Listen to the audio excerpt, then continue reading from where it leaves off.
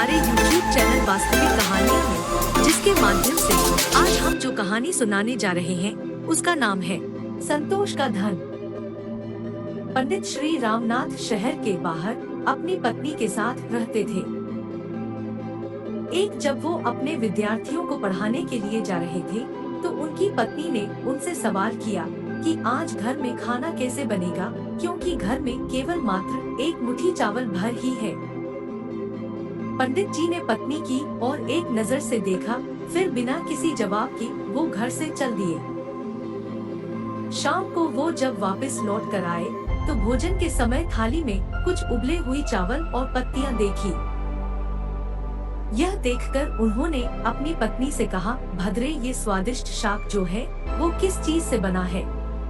मैंने जब सुबह आपके जाते समय आपसे भोजन के विषय में पूछा था तो आपकी दृष्टि इमली के पेड़ की तरफ गई थी।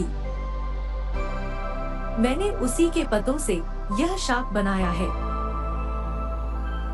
पंडित जी ने बड़ी निश्चितता के साथ कहा, अगर इमली के पत्तों का शाक इतना स्वादिष्ट होता है फिर तो हमें चिंता करने की कोई आवश्यकता ही नहीं है।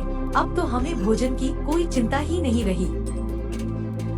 जब नगर के राजा को पंडित जी की गरीबी का पता चला तो राजा ने पंडित को नगर में आकर रहने का प्रस्ताव दिया, किंतु पंडित ने मना कर दिया। तो राजा हैरान हो गया और स्वयं जाकर उनकी कुटिया में उनसे मिलकर इसका कारण जानने की इच्छा हुई।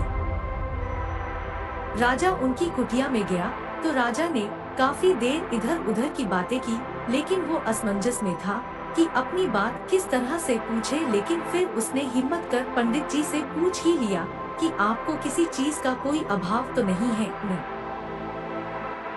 पंडित जी हंसकर बोले, यह तो मेरी पत्नी ही जाने। इस पर राजा पत्नी की और आमुख हुए और उनसे वही सवाल किया तो पंडित जी की पत्नी ने जवाब दिया कि अभी मुझे किसी भी तरीके का अभाव नहीं है, क्योंकि मेरे पहनने के वस्त्र इतने नहीं फटे कि वो पहने न जा सकते, और पानी का मटका भी तनिक नहीं फूटा कि उसमें पानी नहीं आ सके, और इसके बाद मेरे हाथों की चूड़ियां जब तक है मुझे किसी चीज का क्या अभाव हो सकता है।